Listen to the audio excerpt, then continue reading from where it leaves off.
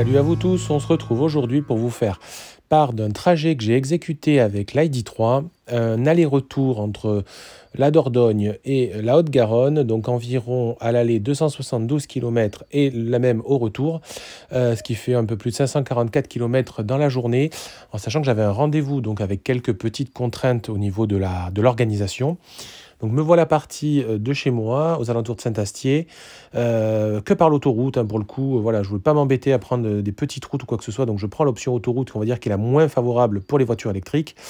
Et puis finalement, on a une borne de recharge Ionity qui est plutôt bien placée, je dirais, par rapport à mon trajet, qui est environ 20 km au sud de Brive, sur une aire de repos, l'aire de service de Pêche-Montat.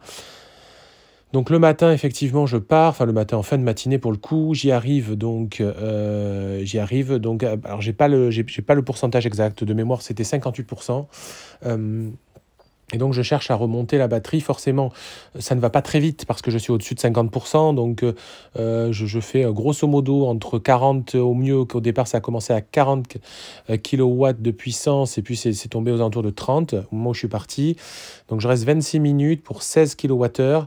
14,83 €, c'est très très cher. Voilà, la problématique des recharges en France à la minute, mais bon, bref, j'avais pas le choix, donc je passe ici. Et puis après, j'avais rendez-vous aux alentours de 13h30, donc je continue mon trajet, et puis j'arrive à proximité de mon rendez-vous avec 25% de batterie. Et là, je me dis, il faut absolument que je recharge, comme ça, quand j'aurai terminé mon rendez-vous aux alentours de 19h, je pourrai repartir directement.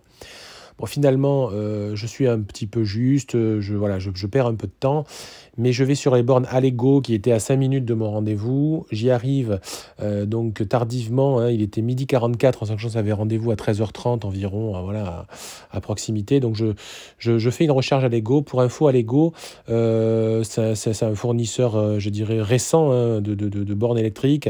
Le prix standard chez Allego, c'est 0,45 centimes le kilowattheure et pas la minute, donc je le précise.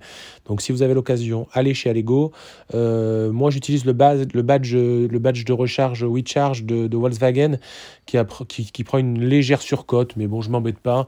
J'utilise le badge, c'est pas pour, voilà, 2 centimes le kilowattheure. Et donc j'arrive à une facturation beaucoup plus, je dirais, raisonnable. Donc en 17 minutes, j'ai réussi à reprendre 22 kWh pour 10,58 €. Donc là, c'est pas mal, ça reste acceptable, voilà, on est bien. Donc après, ce qui se passe, tout simplement, bon, j'exécute mon rendez-vous et puis me voilà reparti le soir. Il est aux alentours de 19h. Je vais regarder sur Better Route Planner. Donc ce qu'il y a, c'est que j'ai que 60% de batterie au départ, j'ai pas plus. Donc j'ai hésité à tenter, quitte à rouler moins vite, mais d'aller rattraper directement la borne au sud de Brive. Bon, finalement, je vous avoue que l'ID3, je la prends rarement. Là, je l'ai prise surtout sur un long trajet parce que je n'ai plus ma modèle 3 temporairement, le temps que je reçoive la nouvelle. Bon, je vous avoue que j'ai pas trop eu le courage. C'était en fin de journée, donc j'ai dit allez, prends pas de risque. Donc il y avait une autre borne Ionity, je dirais, au départ. D'ailleurs, sur des chargeurs dans un endroit très isolé, à mon sens, qui donnait pas envie de rester bien longtemps là-bas. Donc je prends juste ce qu'il me faut pour finir de regagner la borne suivante Ionity tranquillement. Donc vous voyez, je prends 6 kWh pour 4,34 € pendant 7 minutes. Puis je me relance sur la route pour effectivement rester peut-être plus longtemps à la borne de Pêche-Montat. Mais bon, l'avantage, c'est que c'est une aire de repos. Voilà, on peut trouver des toilettes, on peut manger un petit morceau. Enfin voilà, c'était plus confortable. Me revoilà donc à l'aire de Pêche-Montat, il est 20h23 et puis finalement j'ai la batterie qui est assez basse pour le coup, voilà, aux alentours de 20%, même moins, je crois. Je suis arrivé, je n'étais pas à 20%, j'étais arrivé aux alentours de 15%. Et donc là forcément je prends la pleine puissance, je suis à 100 voire même 101 kW en termes de puissance et j'arrive à récupérer donc 25,35 kWh pour 9,52 € en 17 minutes. Donc ça, c'est optimal pour le coup, c'est comme ça qu'on devrait rouler en permanence avec nos véhicules électriques, entre on va dire entre 10 et 60%, voilà, ça serait l'idéal. Mais bon, des fois on fait pas comme on veut. Donc voilà, j'arrive à ce tarif là. Alors je n'ai pas parlé du tarif Ionity que j'ai effectivement. Donc j'ai une carte WeCharge Go qui est en fait la carte Volkswagen, pour lequel j'ai un tarif préférentiel à 55 centimes la minute. Donc pour le coup, je ne sais pas vraiment si ça va continuer ou pas les années, par la suite, parce que là, vous voyez, c'était la première année. Donc affaire à suivre. Et si on récapitule un petit peu ma journée finalement. Donc si on récapitule ma journée, on voit que j'ai grosso modo presque 40 € de charge pour faire l'aller-retour. Donc 40 € de charge pour faire finalement l'équivalent de 544 km. Donc oui, on se rapproche d'un modèle thermique économique, hein, ça c'est clair, c'est indéniable. Il faut partir du principe aujourd'hui qu'un véhicule électrique, c'est intéressant financièrement si on recharge à la maison. Quand on recharge aujourd'hui sur le grand réseau de bornes de recharge, je dirais standard, rapide, voire ultra rapide, on s'approche, on est équivalent à voilà, un tarif finalement d'un véhicule thermique. Il ne faut pas chercher à ce moment-là de la réduction. Donc ce que je vous disais, c'était mon tarif à 55 centimes. Bon, il semblerait que j'ai posé la question sur Facebook à d'autres personnes et ils me signalent que, a priori, ça sera bien que la première année, après je risque de le perdre, ou alors il faudra que j'accepte de m'abonner à 7,49 €. Alors ça, c'est leur approche. Moi, je sais que quand on lit la documentation en question, bon, ils disent que finalement, ça serait que les personnes qui auraient des véhicules sans charge rapide qui le paieraient. C'est assez ambigu, donc je reviendrai vers vous là-dessus par la suite, en tout cas pour ceux qui ont des Volkswagen et qui se posent la question. Moi, ce que je peux vous dire, c'est que le trajet a été très très confortable. J'ai été agréablement surpris, surtout par la consommation du véhicule, parce que moi, j'avais tendance finalement à faire souvent des petits trajets avec cet ID et jamais des longs trajets. Et au final, on voit que là, bon, comme toutes les voitures électriques, souvent les consommations sur court trajet sont beaucoup plus fortes que sur les longs trajets.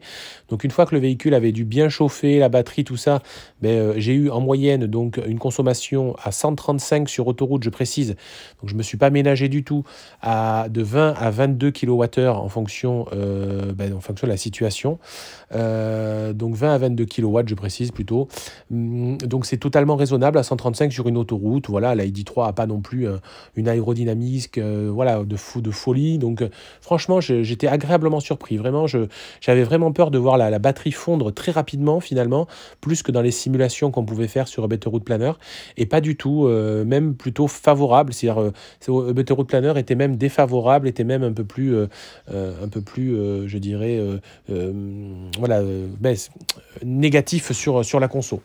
Une précision à faire, surtout l'écran, donc la partie divertissement de la voiture et le GPS, surtout ne pas en tenir compte, c'est une véritable catastrophe, parce que effectivement la voiture, vous partez avec 300 km inscrits, elle vous fait aller jusqu'au bout des 300 km avant de recharger, en sachant qu'on ne les fera pas sur une autoroute, donc c'est même à mon sens presque dangereux. Elle a voulu me faire sortir à plusieurs reprises, alors je savais très bien, mais je l'avais mis juste par curiosité, à des endroits improbables, au milieu de nulle part, pour aller chercher une borne en toute urgence, parce qu'il faut savoir que finalement la borne Ionity en question, là, que j'ai pris au sud de Brive, qui est maintenant ouverte depuis plusieurs mois, n'est pas référencée dans la voiture, donc ce qui est quand même fou, c'est que moi, enfin c'est quand même une borne Ionity, donc le réseau partenaire de Volkswagen, et ces bornes ne sont même pas mises à jour au sein du même véhicule. Donc ça, c'est véritablement une catastrophe à mon sens. Donc il faut vraiment se débrouiller par ses propres moyens et pas utiliser ce système-là. Allez, j'en dis pas plus. Je vous dis à très bientôt. Si ça vous a plu, mettez un pouce bleu, abonnez-vous au YouTube, suivez-moi sur Twitter, sur Instagram, bref, comme d'hab. Allez, ciao, bye bye.